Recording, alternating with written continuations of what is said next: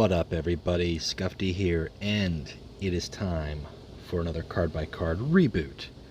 That's right. We're taking a look today at our good old friends, the Alpha Legion. What? The Alpha Legion. Hot topic.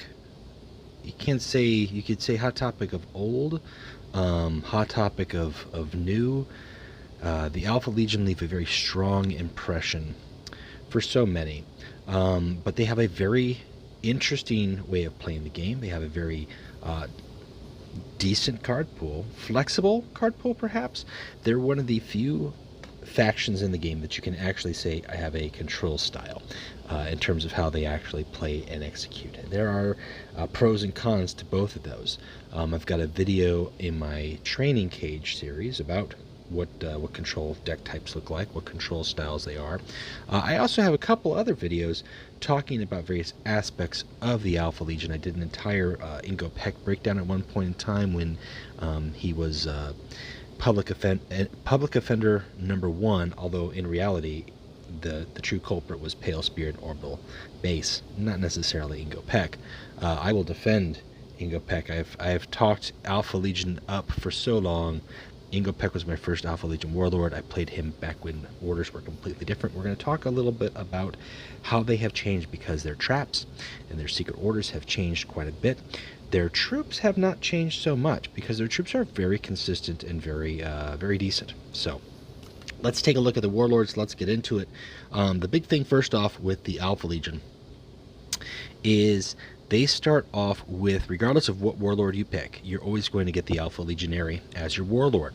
Now, this is important to note because that means you're always going to have the option to create traps. Regardless of who your warlord is, you're always going to have that option to create traps for 1 energy. And traps used to cost 2 energy. Now they cost 1 energy, and you can use your ability for 1 and play a trap on the same turn. It makes it a lot easier for you to play multiple traps throughout the course of a turn instead of creating a trap, playing 1 trap, creating a trap, playing 1 trap, not playing troops that cost 2 or 3 energy. You're able to snowball more. I also have another video on do not play traps and why you should not play traps. In general, it's just not good. It's not a good deck, guys. It's completely random. It relies completely on your opponent drawing specific cards that you create randomly. There are ways to increase those odds, but ultimately if it doesn't happen, you're not doing anything. There's 0 interaction there. There's actually 0 interaction on your own side as far as how you're creating that. Short summary of what that video is, but take a look at that video too. I'm not sure if that's in the Training Cage series. It might be, but in short, you have that option as Alpha Legionary, and then you play a Secret Identity. And the Secret Identities kind of look like this, except there's 0. And then you get this ability, Secret Twin, usually for Alfareus. You heal 5. It's actually kind of funny that they've got both of these. This is from the event. Normally it's just Megon. But you're basically, you draw a card for switching to Ingo, Exodus, and Dynat, and then you become that ability, and then you have that ability to operate through the rest of the game. That's never changed. The starting health has kind of been an issue. Like if you start out at 35 as Alpha Legionary, and your first turn you switch over to Dynat right away, you're going to lose 5 health. You'll drop down to 30 health. Even though you have 35 health, you don't keep that. So that is something to kind of keep in mind when you are going to switch over and do things. Make sure that if you're playing Dynat for some reason, don't use your Secret Identity until you're already at 30 health or lower. Otherwise, you're shooting yourself in the foot. So Alfareus is the Primarch. He's the first one that's on there. He's got a Secret Identity rather than a Whispers or a Reckoning, which plays into the duality of the faction. But ultimately, his ability is paying 2 energy, and your opponent draws a card, and you get a copy of that card that they drew. This used to cost 1 energy, and it was a big problem for people, especially given the nature of... watch that later. Given the nature of Heroine decks, and there's quite a few cards here that saw some change, but that was a very quick way to snowball, fill your opponent's hand up, and before they even have 5 energy, they've got 9 cards that they can't play, and they've got 9 cards that they can't play, and you just kind of gain momentum from that.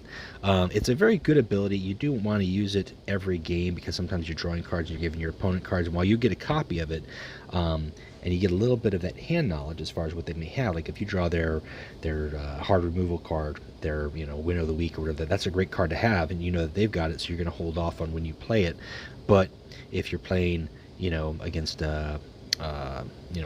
Angron for whatever reason, and you draw a sweep in advance, that might not be so good for you, but you've just given him a sweep in advance to use for whatever he's using. That's just an example.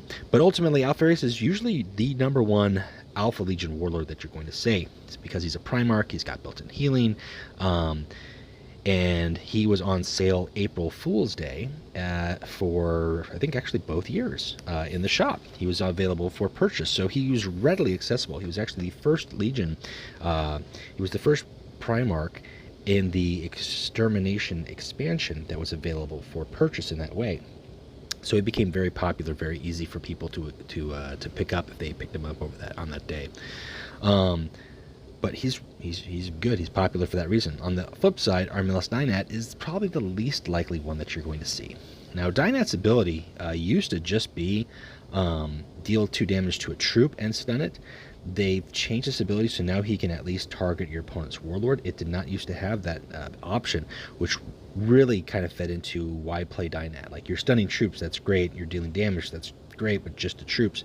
So if you're facing a mono warlord like Jagtai Khan, Angron, you're not going to be able to do anything, and then your ability is basically a worthless ability, and you're relying on everything else in your card deck. It's kind of like Abaddon. If an Abaddon deck faces a mono warlord, his ability is worthless, and you got to go with the strength of your card. But Abaddon has 5 extra health, Dynat does not. So they've changed that. They changed that a little bit. He's better as a result of it, especially late game. Switching into a Dynat secret identity still gives you the options to cause damage when your opponent might not expect it. So there's that. And he's actually not the only warlord who can deal damage. Exodus was the epic warlord that emerged as the 4th warlord option and caused another big stir, because the Alpha Legion, as we shall see, have got a lot of tricks and sneaky things available to them, and Exodus became a warlord who had essentially a one-shot, one-turn stealth on demand option. And that can cause some frustration, especially if you get that secret identity and you hang on to it for just that clutch moment when your opponent's got 9 health or less. Switch to stealth, activate your siege ability, and then next turn you know that regardless of what your opponent does, unless they heal or they stun you, you can make that kill shot and take them out. It's not necessarily an identity that you switch into early on. A lot of people who do traps play with the Exodus as their fallback option if should all else fail. But he also works really good just in general as supporting Alpha Legion troops. And then kind of just playing, whether you're playing Alpha Legionary to draw traps, or you're just keeping it generic and then playing various troops and then surprise, I'm also Exodus at the end. Not bad. He's a good warlord, but personally, I like Ingo Peck. And this is just the games that I've played since they did the update. I've played Peck so much before that. I played Peck when he was first iterated. His initial ability was not 1, it was 2, and he created a secret order. Or it might have been 0. And he created a secret order, but the secret orders cost more. They didn't cost less. They cost 2 as opposed to 1 with his generation. Otherwise, they cost 2. I don't think any of them cost 3. So his ability is, in terms of creation, he's always been able to create a secret order, but the cost of it, as well as the cost of the secret orders that he generated, is what's changed. The fact that he creates secret orders. We're going to talk about traps. We're going to talk about secret orders. That is, that's the piece de resistance. I love secret orders, and people may dislike them. They certainly have their weaknesses, and they have changed quite a few times. But a very smart Peck play can shut a game down, and I have always enjoyed that option. Now, quick shout out. This is not Ingo Peck's original art. This is an in-house art from Everguild, and while I applaud their efforts for in-game art, and this by itself is not a bad picture, the original image of Ingo Peck was superior. I'm just going to put it up over here, and you can take a look at that. That was the long-standing original Ingo Peck artwork, and it was fantastic. It's from the cover of Legion by Dan Abnett. Just a great book, a great image, and man, that was fun. It was fun times. But Ingo Peck is a good warlord. I don't think any of these warlords are bad. That's the thing with the Alpha Legion. They're very flexible. They're surprising. You never know what you're going to get as an opponent. While some of their abilities, such as Alfareus and Ingo Peck, create some degree of random generation, and Alpha Legionary especially, smart plays within the faction and using certain cards within your deck really make it a faction that can respond to a lot of things. Not just respond, though, can control a lot of things. And that is what a control style does. So let's take a look at the first trap, Enemy Within. Now, traps are unique because they go into your opponent's deck. This one here deals 5 damage when your opponent draws it, and then they draw another card. And if it's another trap, then that trap triggers, and so on and so forth. That's how traps work. All traps used to cost 2 energy before. They now cost 1 energy, which is great. That makes it easier again for you to play multiple traps. Personally, this is the best trap of the set, in my opinion. But many will say that Seeds of Betrayal is, and Seeds of Betrayal is certainly integral, as it requires your opponent to draw 3 more cards, which in turn ups the chances of them drawing more traps or drawing through their deck.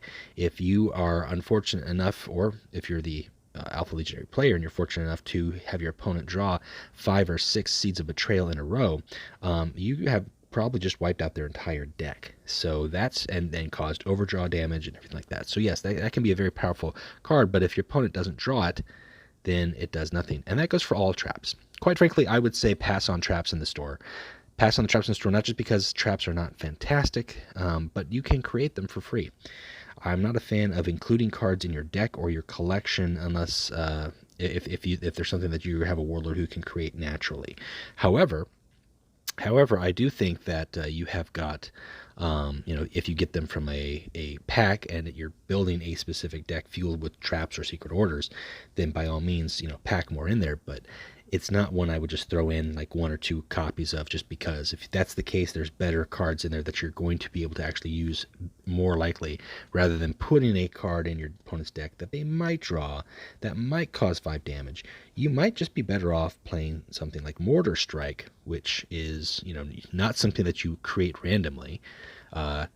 Might be a degree of random damage, but you control it and you know when and how it's going to be applied. So False Flag is another good trap. It's rare. It stuns all your opponent's units, and then they draw a card, and then you go from there.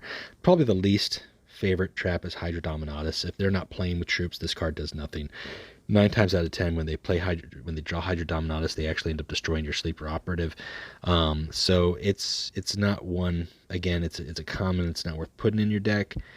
If you generate it, you generate it, but I just pass on all traps. Now, with the change to the cost of traps costing 1 instead of 2, Infiltration got better. This card is the same as it has always been, creating a copy in your hand for each trap in your opponent's deck.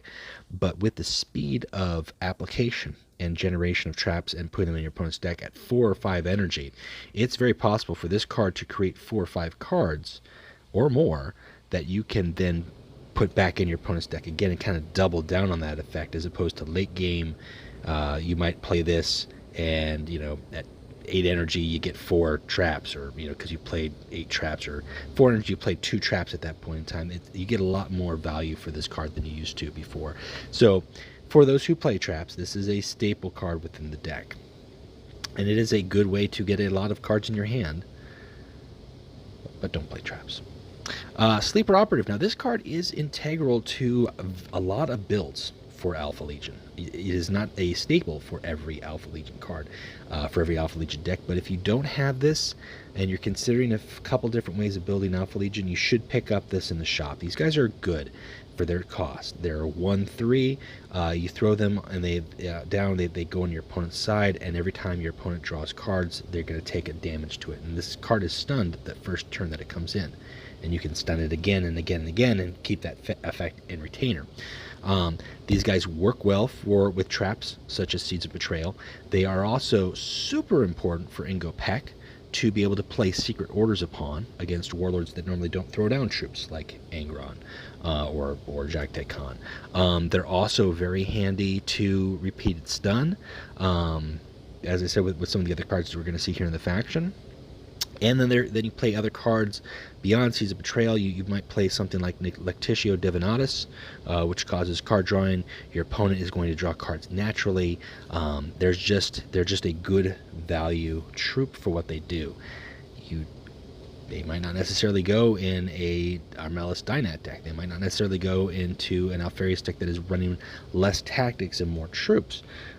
But having that option for certain builds can be very powerful, and you can turn that little one ping into 5 damage for one card. You're still playing other cards that kind of require it to combo with, but it's a good card that you can easily get your value with, either early game or late game. So I do like that. I think that's a good rare. Alpha Order, surprisingly, as a secret order goes, this is the first of the secret orders. This is an epic secret order, but in terms of secret orders, quite frankly, I think it's one of the worst secret orders. So I mean, that's just my perspective. The potential of this ability can be very powerful, and the timing of secret orders a long time ago, in the days of yore, when secret orders first affected. So the way secret orders work now is every troop can have one copy of a secret order on it. So it can have one copy of Alpha Order, one copy of Omega Order, one copy of Gamma Order, one copy of Delta Order. That's it. And when that order is triggered, the order effect is removed. So Alpha Order gets triggered, it switches your troops, and then the Alpha Order effect is gone. But that's not how it always used to work. You were able to, the time before that, the effects stayed permanent, but you could only put one order effect on a troop, and then before that you could put multiple order effects on a troop and they stayed. Now what does that mean exactly? Well, let's say you take that little sleeper operative and you put that sleeper operative on Angron's side and you throw down 2 alpha orders on it. The best is throwing it on a bigger troop, but just for the sleeper operative, let's just say you throw down 2 alpha orders on that sleeper operative. You also throw down a delta order and a gamma order, and just for shits and grins, an omega order, and then you throw down this nice Aleph Null veteran and you stun their warlord, and then on their turn they decide to attack with that sleeper operative, and what that operative would do, the first alpha order would trigger and they'd switch. But then the second order would still trigger and they'd switch back. So he couldn't get rid of that troop. And then at the end of his turn, that Delta order would trigger. And if he tried to attack his warlord, that Gamma order would trigger. But he can't attack your warlord because your warlord's got 2 health to attack because you stunned it. It was brilliant. It was a masterpiece. It was a work of art. Winning with the original secret orders was much harder. I make it sound fantastically easy. It was not. It was a dance.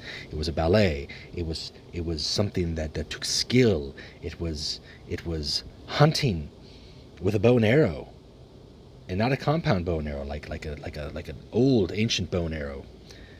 Tracking your prey and not using all the fancy dandy things that people use to hunt nowadays. That's what it was. It was the thrill of bringing down the beast.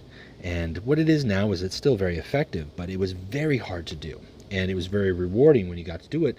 However, on the other side of things, ultimately it was very frustrating for those players who encountered it and who wanted their games to go fast and took long turns to die because they couldn't get rid of troops. They couldn't kill their troops because their troops had Gamma order on, and their troops kept stunning them, and they didn't like it. So they argued and lamented, and months went by, and eventually those were changed. Alpha order, the effect has not changed at all.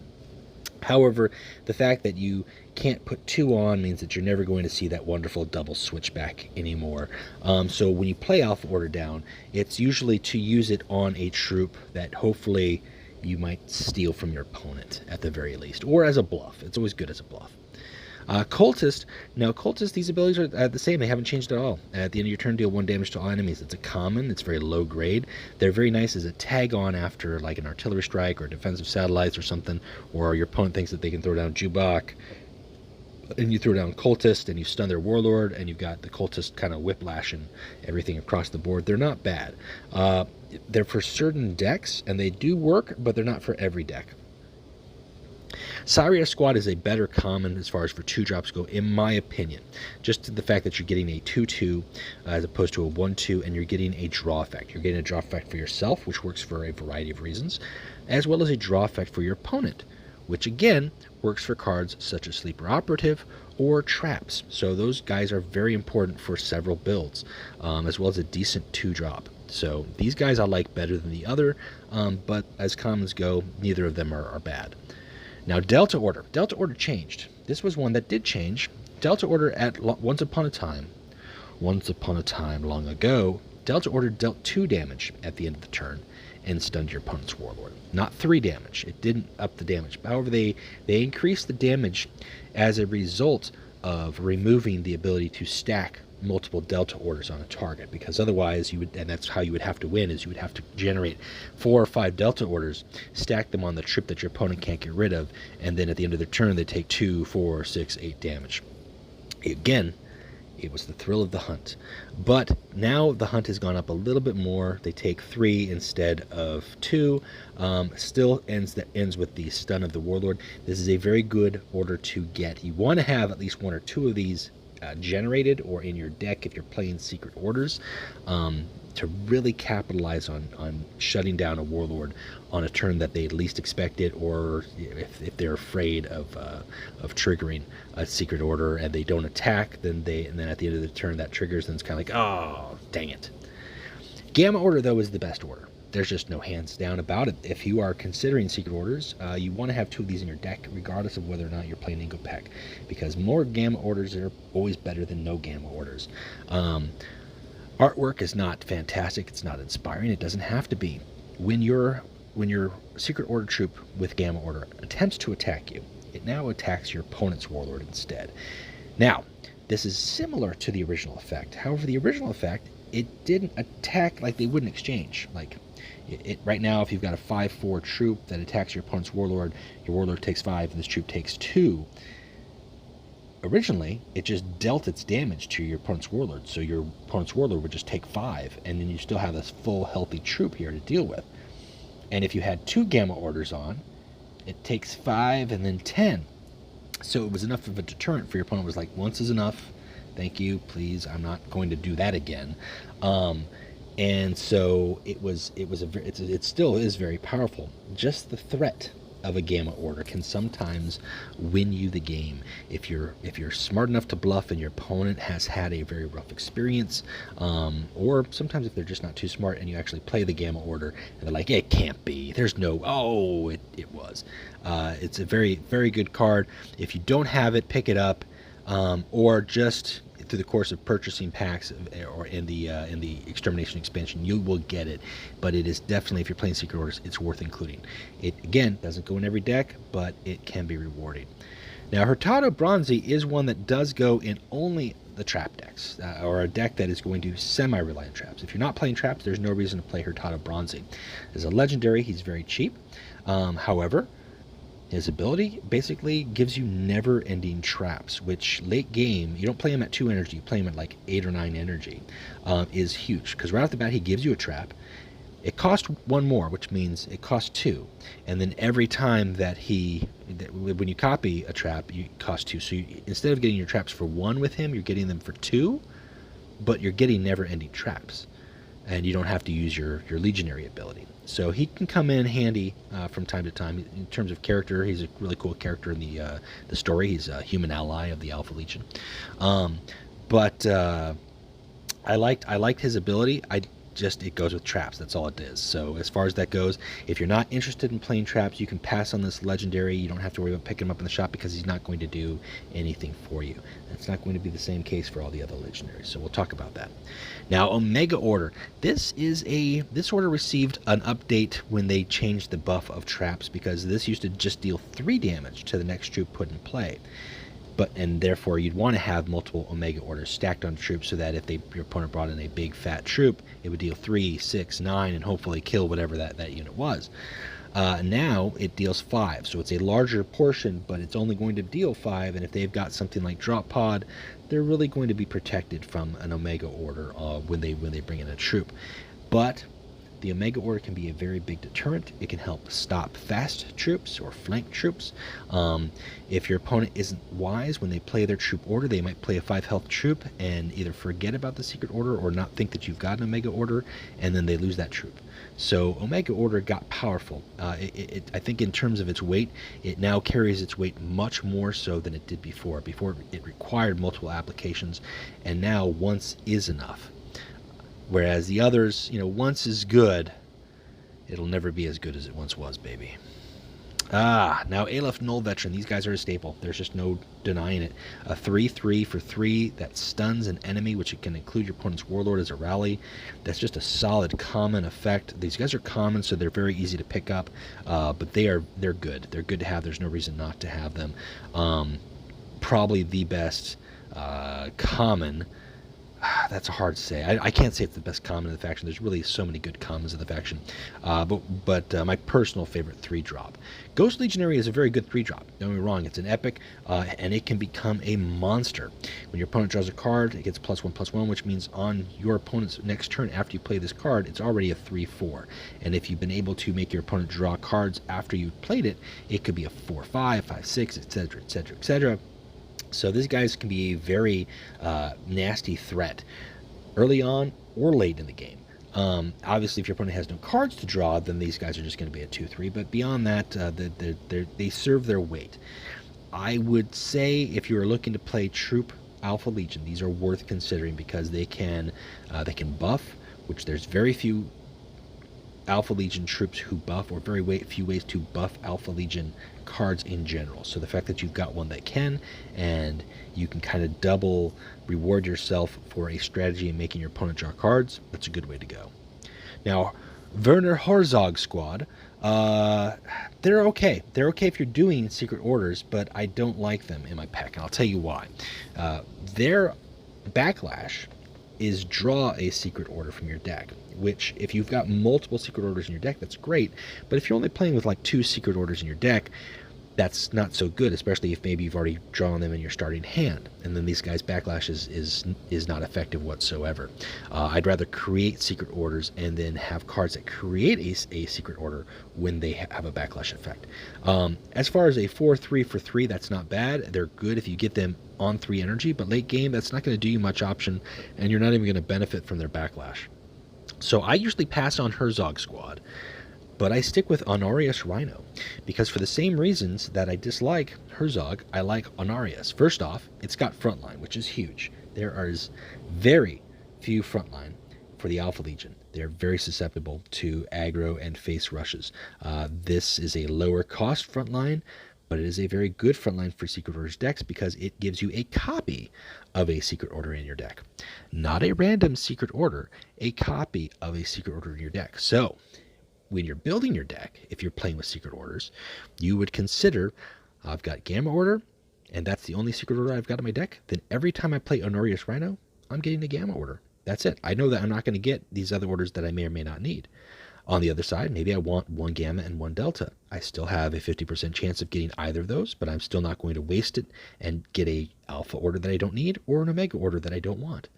So Honorius Rhino is very integral for Secret Orders, whether that be a hardcore Secret Order deck or just a deck that has got a couple Secret Orders, and you it's nice to expand on the defensive options that they offer. But it's a good card. If you're not playing Secret Orders, quite frankly, then you're probably better off going for a better front line from like the Mechanicum or the Imperial Army side of things. Instead of a 2/4, you could get a 3/4, or which can be pumpable by various Mechanicum aspects. Or maybe you're just better off going with like if you want a front line, a cheaper front line, you could go for the 2/3. You could go for the 3/3. You go for these guys. These guys here could potentially become a 3/7, depending on when you play them. So really, it's just, you got to look at your deck when you're throwing them in there. I wouldn't just throw them in there blindly. Now, on the topic of Secret Orders, Dargantes Sergeant, these guys are better. I don't believe this ability used to be the same as it was. At the end of your turn, add a random Secret Order to your hand. I believe initially. I'd have to go back and take a look. I believe this ability was actually at the end of your opponent's turn, initially. I could be wrong. At the end of your turn, add a random secret. I just feel like the timing of that generation was never the case, or it was a backlash. It might have been a backlash, and now instead it is a random secret order to your hand, and it creates it. So again, if you're adding Honorius, you get a copy. If you add Dargante, you get a random one at the end of your turn. That's just a better way to multiply your options. And I do like Dargantes Sergeant. These guys are good. The downside of them, if you are playing a secret order deck, is their stats are 4/4, which means that they're susceptible to some damage, but they're also a good target for your opponent to throw their sleeper operative that you've given all your secret orders to, and then it just kills itself, and all your secret orders and all your hard work in that operative, all that training just goes out the window. So you do have to be very smart when you play secret orders, and maybe that's a video for a different time. But in terms of if you want to play secret orders, Dargantes Sergeant are not bad to have. I prefer Honorius Rhino. You can have both and be okay with it too. Now, Decimus Squad, these guys go into the trap aspect. They're 4/4s. They deal 2 damage to the enemy warlord when your opponent draws a trap, which is good if your opponent is drawing traps. But if they're not, these guys are just a 4/4. So they have potential late game with trap decks. But honestly, if you're just playing a trap deck or even a non-trap Alpha Legion deck, I think the Fortuna's Veterans is the better case. Now, yes, this is a rare compared to a common. They have a 1 less attack, but their rally effect is very powerful. It deals 2 damage, which is always good. And if your opponent has more than 5 cards in their hand, which is really likely if you're Alpha Legion and you build your deck appropriately, you will be stunning the target. Now, that can be on your opponent's warlord, that can be on a troop. Just in general, you could use the 2 damage to kill a troop, and then you've got a 3/4 body down. They're very versatile. They have a lot of options, and just stunning is very powerful. There's only, aside from Mortarion, and I don't think there's any other warlords at this point who remove stun. There's only 2 cards that continuously offer the option to remove stun. So stunning is a big tool for the Alpha Legion. Speaking of big tools for the Alpha Legion, here we go. We're getting into the thick of it, guys. One of many. Now, this card has seen some changes. For sure. First off, it reverts your warlord to Alpha Legionary, which means you go back to your original identity, and then you heal 5, and then at the end of your turn, you create another Alpha Legion warlord in your hand. You get another secret identity. This card actually used to heal more. I believe it was 10. It wasn't 10. It was 6. It was nasty. It was more. It was a way for you to heal. No, it wasn't that it healed more. It was that the secret identities created for Exodus and Ingo Peck healed you 5. So you could play one of many, get a secret identity for Ingo Peck, play Ingo Peck, heal 5 again, draw a card, and then go from there. In addition, the original secret identities that one of many created, you got right away. So you could play it and play the secret identity, and you're good. The way this has changed now is you get that secret identity at the end of your turn to your hand, which means you're not going to be able to play it until your next turn. And that changes up some dynamics in terms of how you execute it. In addition to that, if you have 10 cards in your hand after you play one of many, you're not getting a secret identity. Your hand is full, and you're just going to be Alpha Legionary for the rest of who knows when. Regardless of all that, this is still a super bread and butter card of Alpha Legion. If you don't have 2 of these, you want 2 of these. Healing is important. Healing and switching up your battle strategy mid-game for Alpha Legion is almost a necessity. So this is very good, and at very times you can use this to create a secret identity for Alfareus. Now, secret identity for Alfareus still heals you 5. So then you can heal 5 from Alfareus, gain Alfareus' ability, and then when you turn into Alfareus, you also get the secret identity of Megon, which, if you reach low enough energy to be able to use it, that'll heal you 5, and so on and so forth. The value that one of many offers in terms of healing for what it is possibly it can be argued as the best healing of the game. I still think that holds up true to Armor of Mars, just in terms of if you build your deck right for it. But one of many definitely has that possibility through a random element. And then Pale Spear. This is another bread and butter for a lot of decks. Initially, this cost 5 energy, and it just dealt 1 damage to your opponent's warlord when you drew a card. It was a lot more targeted. They lowered the cost, and they widened the target, which theory, you're like, oh, that's probably better. And maybe it is, maybe it isn't. But if your opponent only has one troop down, then you still have a 50% chance of hitting your Warlord. But also now you have the option of getting rid of their troops on low health via pings. But Pale Spear itself wasn't such a big problem. And you can take a look at my Ingo Peck 90-minute breakdown. It was ridiculous. But it was not such a problem until cards such as Orbital Base was added to the game, and then that's really where it took off. Once they added the card Orbital Base to the game, as well as Warp Retreat, or Into the Warp, I should say, that's when you really got the powerful, because now you can shuffle your hand of 10 cards into your deck, draw 10 cards, and deal 10 damage to your opponent's Warlord. That's game-winning. And not to mention, this is every turn you're drawing a card at least, so you're pinging right away. Pale Spear is a great card to get out for energy. If you get it out on curve, it's great. If you get it out when you only have 5 cards left in your deck, it's worthless. But it is a very good card. Still worth it. Still worth picking up in the shop if you have it. It goes with about half of the builds that the Alpha Legion can play. It's annoying, even at 4 energy, even with it being a random enemy. It's still very good. It's still very good. Saboteur Squad is probably the Alpha Legion card that suffered the most. At one point in time, it had the rally effect of lowering your opponent's energy by 1.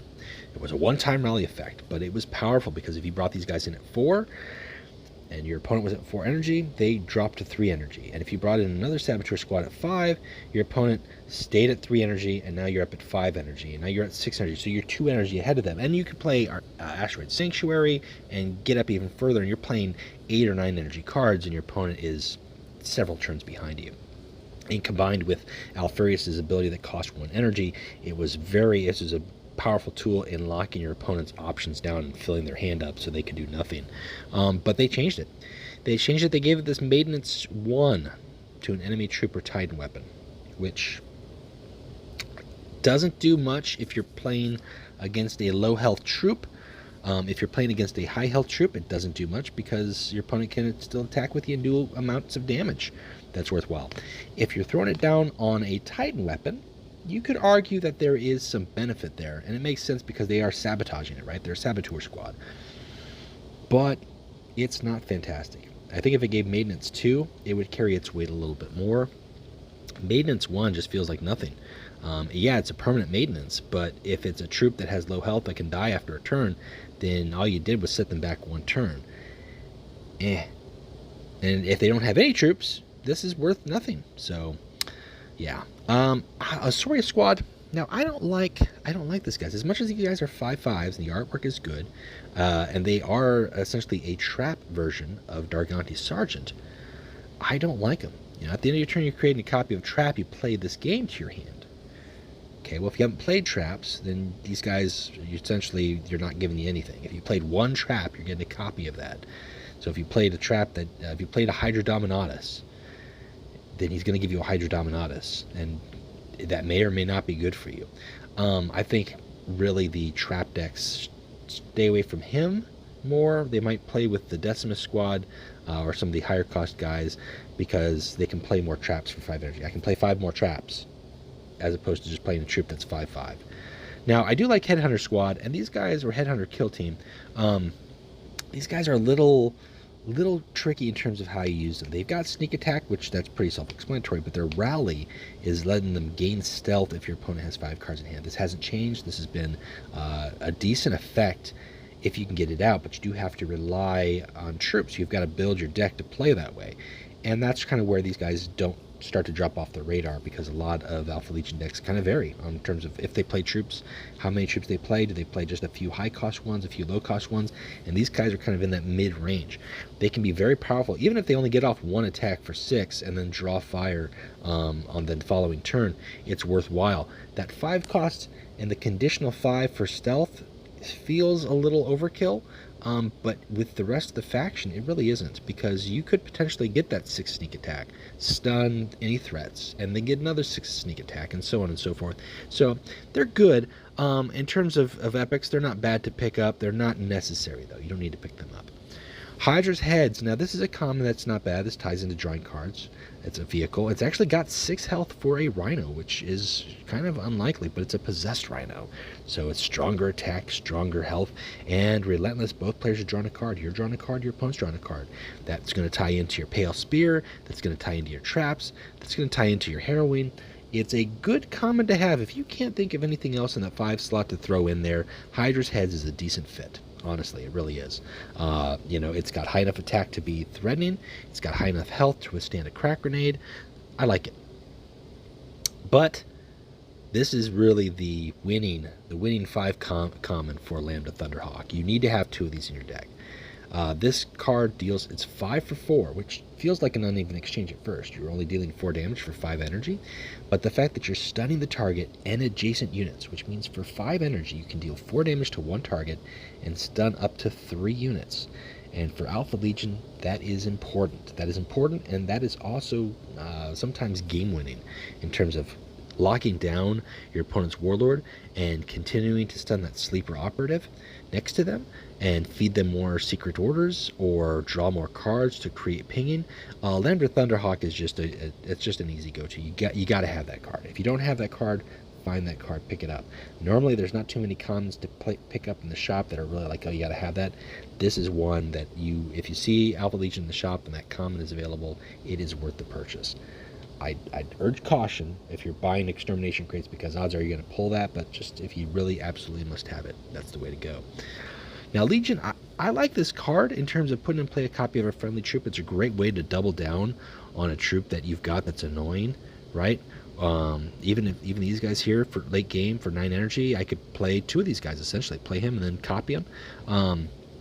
But it doesn't see a lot of play because a lot of your troops that you have got rally effects, and you're just putting to play a copy of your troop, so the rally effect is lost, right? It's lost. Now, if you put into play a copy of Ghost Legionary, he still comes in as a 2/3 and he still has that passive, so it's a good passive to have. But if you put in play an Alpha No Legend, you've lost the opportunity to stun your enemy, so its value is questionable based off of the troops that you're including in your deck. I wouldn't purchase it in the shop. I wouldn't really consider throwing it in my deck unless I was building with some really some troops that didn't have as many rally effects and some other effects instead. Like Serpent Squad. These guys are a good example of that. These guys are a good example of that in terms of, you know, these guys can pump in the same way that Ghost Legionary does, but you've got to play tactic. They're costly, but if you're playing traps, these guys can very quickly on the next turn become a 10-10 or an 11-11 if you play 6 traps, or even just a 6-6, actually a 7-7 if you played Legion and then you played a trap. They'd be a 7-7 and then the new guys would be a 6-6. But I like covert support more than both of those, more than both of these. And it's a 6 energy. Its stats are very good. The artwork is really cool, right? I think he's dual. It looks like he's dual pistoling with a the name of Volkite pistols, which is pretty cool. That's what it looks like to me. I don't know if he actually is or not. It kind of cuts off there at the band, but that's what it looks like. But this ability, when your enemy puts a troop in play, it's stunned. That has so many applications. It has applications for just stunning in general, giving you an opportunity to put down secret orders on things. But its best effect is shutting down fast and flanked troops. You throw this out there at 6 energy, your opponent has to deal with this troop before it can throw down any faster flankers. And the fact that it's got 6 attack and 5 health, that's pretty beefy. That's pretty beefy for it to have to deal with. It's going to have to either use some hard removal options, or it's going to have to take a face strike, or use 2 Seek and Destroys, which nobody uses Seek and Destroy anymore. These guys are really good. Maybe not as a 2 of, as a 1 of though, there's really no reason not to. Now, Effort Squad, on the other side, these guys are a legendary card, but they're questionable. They're not required. Half the time when I've played, decks with Alpha Legion. I include them in the deck and then just ultimately end up never using them. I always find myself using other cards, other tactics, other combinations of cards instead of placing these guys into play. So generally they don't make it in the decks that I play. That's not to say that they're not good. They have stealth, and as long as they're out and your opponent doesn't do anything about it, basically for 1 energy they're dealing 4 damage to your opponent's Warlord, and that's pretty decent. That's a solid exchange, and it's immediate regardless of whether your opponent's Warlord is stealthed, has ward, anything. So that's a really good effect. It's just you could play Lambda Thunderhawk and create a secret order in the turn that it would take you to play Ifrit Squad. You could play the Instrument, which is a 6 energy, and that is a better legendary by far. It's probably second best legendary for the faction. You stun a unit and deal its attack damage to adjacent units, and that can be game ending. If your opponent has not placed their units properly and they've got a big fat 6/6, 7/7, 9/9 next to their Warlord, guess what? That troop is stunned, and you just take that damage. And either I win the game, or I've shut you down on your turn, and now I can finish you at my leisure. Very good card. Hydra's Eyes. When your opponent draws a card, deal 1 damage to him. They're not bad. They're not bad. You really have to play the deck and build it that way. I think for a common, if you don't have a lot of Alpha Legion cards, they're decent to include, but eventually you're going to phase those guys out for better cards and better options. Instrument is worth picking up in the shop if you see it, absolutely. Now, Realist Squad, these guys are cool. They've got a rally, and they stun an enemy, which again, stunning is always good. Their stats are just beefy, and they've got a constant option to pay 2 energy and stun an enemy troop.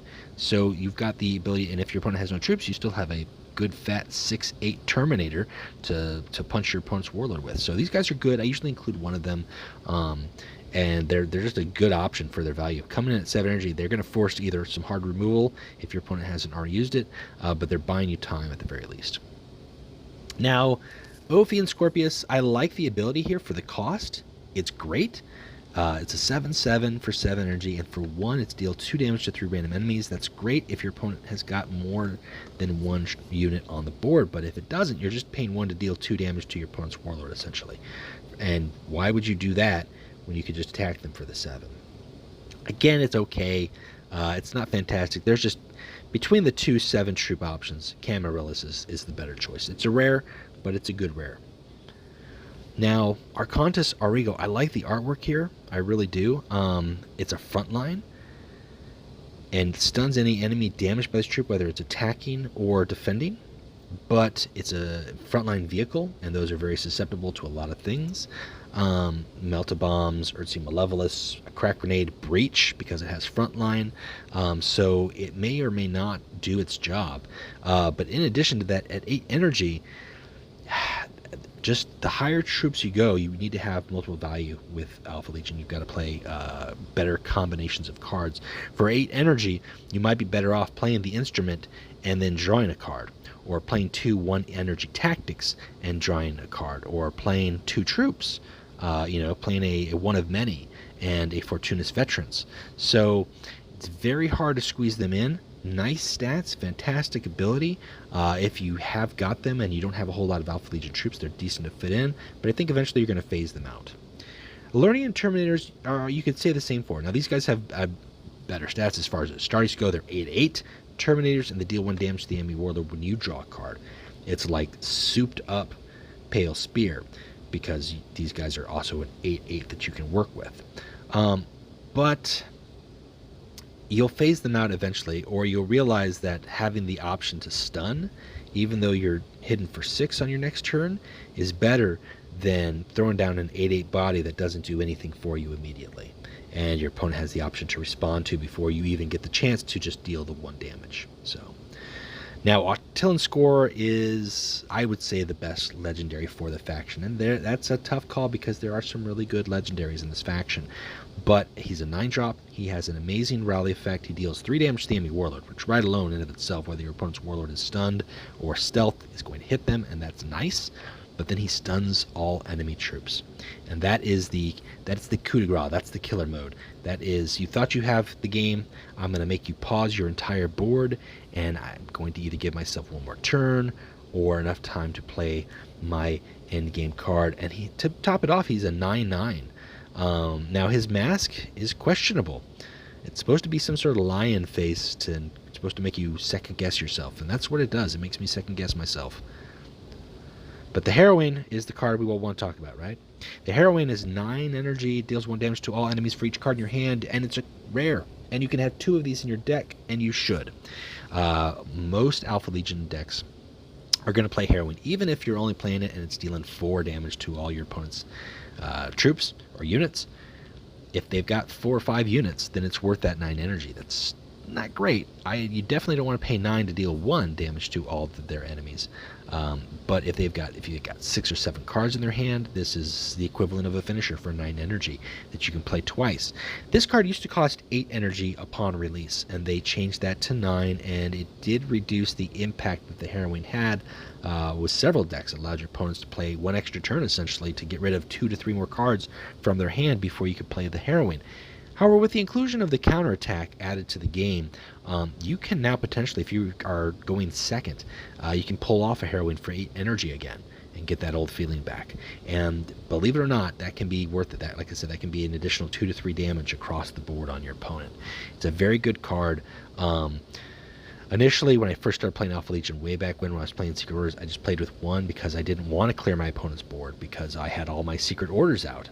But those times are gone. The strategy has changed, and there really is no reason not to have 2 of these in your deck, unless you are relying solely on troops, or possibly if you're just relying on traps. And this is kind of a fallback crutch, in which case, as a one-of, it's not bad, but it's not necessary. Otherwise, it is good. It deals damage to your opponent's Warlord, it can wipe out their board, and even if it doesn't kill your opponent, it can put you in a better position. So, very good card, very good rare. Speaking of good rares, Legion Glaive is actually a good rare. Surprise, surprise. We do not often see this in the 10-drop slot. The 10-drop vehicle slot is usually filled with the awesome tanks by design or by theory, right? I mean, by theory, this is good, right? By theory, we've got some cool-looking ones that, like, man, those things are fat, right? I mean, that is, I can't deny that. Subjugator Titan is pretty badass. By design, these guys look pretty decent. I mean, if you can get them pulled off, that's not too shabby. But what makes him nice, what makes the Legion Glaive really nice, is the fact that not only does it have frontline, which again is Alpha Legion, they need that. That rally effect is huge. Enemy tactics cost 4 more until your next turn. Now at 10 energy, that's still doable for a lot of tactics, but that's not doable for tactics such as Conqueror, hard removal tactics that cost 6 energy. That's going to be your opponent's entire board or your entire energy just to get rid of 1 Legion Glaive. It's going to be, for your opponent that wants to play multiple tactics, that's just not going to be an option. 4 energy to every tactic for a turn is huge. It really is. And to boot, this is just a big fat frontline. Angron players hate it when you play Legion Glaive at 10 energy because they can't play Conqueror, and then they have to run right at it and take 10 damage right to the face. Unless they've got 2 breachers, in which case, guess what? They can only play 1 of those breaches because those breaches cost 4 extra energy. See how that works? So very good 10-drop card. So, and then you've got a Megon. We're going to talk about Megon just as the Alfareus switcheroo. Essentially, he's that Whisper's form, or the secret identity, or the secret twin of Alfareus. And he's got the option when he comes in, he stuns your opponent's Warlord, which is nice. That's another stun, a little ice up the sleeve. And then he's got the ability to create a copy in your hand of an enemy troop. Now, he did not have that. Actually, his original ability was really complicated and didn't see a whole lot of uses. Essentially, he had the ability to take control of a troop of an opponent's troop that had a secret order on it. So you had to play a secret order on a troop, and then he could take it over to his side. But then guess what? It still has a secret order on it. So what are you gaining out of that? It was very complicated in terms of how you use it, what you're getting. This create a copy in your hand of an enemy troop is actually very good, because what you can do now with it is throw down late game sleeper operative, switch over to a Megon, throw down a sleeper operative, create a copy of a sleeper operative, and then you can constantly throw down a bunch of sleeper operatives. It is a late game scenario, because it is a whispers mode, so you're not going to have a whole lot of health, but sometimes that might just be the turn that you need. Or at the very least, you pay 2 energy, create a copy of opponent's frontline troop, throw that down. So he adds a little something. He adds a little something to the game. And that is Alpha Legion, guys. That is a mouthful. I have been going on about Alpha Legion for quite a bit.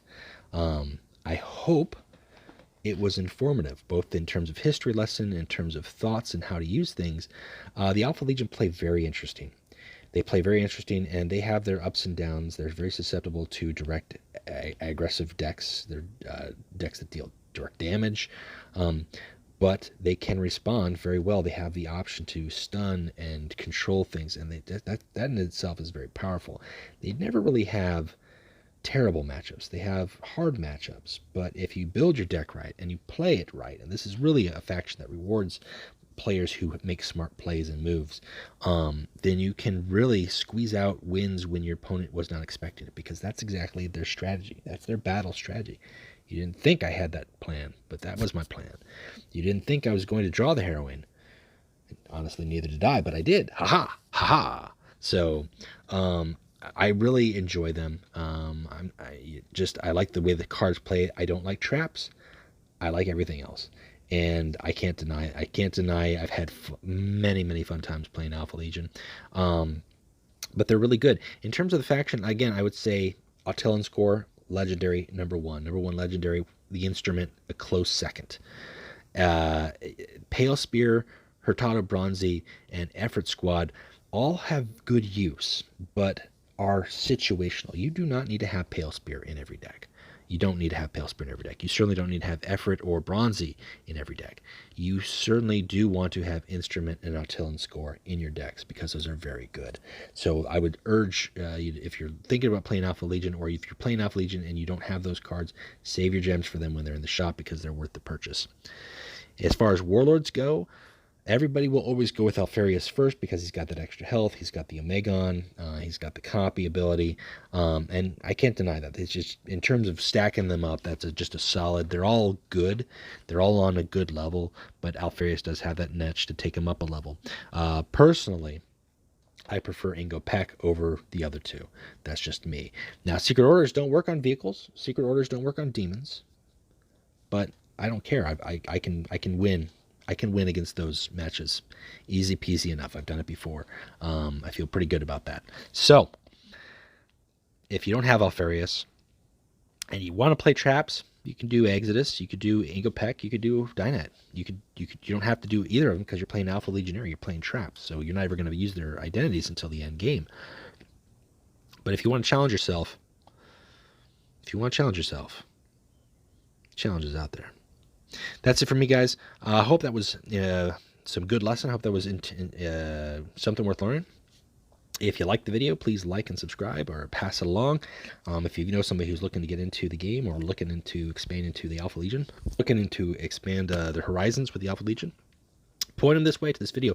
Have them check them out, get some pointers as far as what's worth picking up, what's worth not picking up. And also take a look at the videos I've got, like I mentioned, the videos in the training cage, talking about Ingo Peck, talking about do not play traps, talking about Secret Orders, and the many fun times we've had with Alpha Legion. Did some Alfareus games back in Launch Wars. There is lots of resources out there. And if you're ever not sure, ask a question. Check it out. Until then, guys, we will be talking to you next time. I think we're going to go... Our next card-by-card reboot is going to be taking a look at the Night Lords. So that'll be spooky. Let's do it. Talk to you next time. Till then, keep playing Legions. Bye.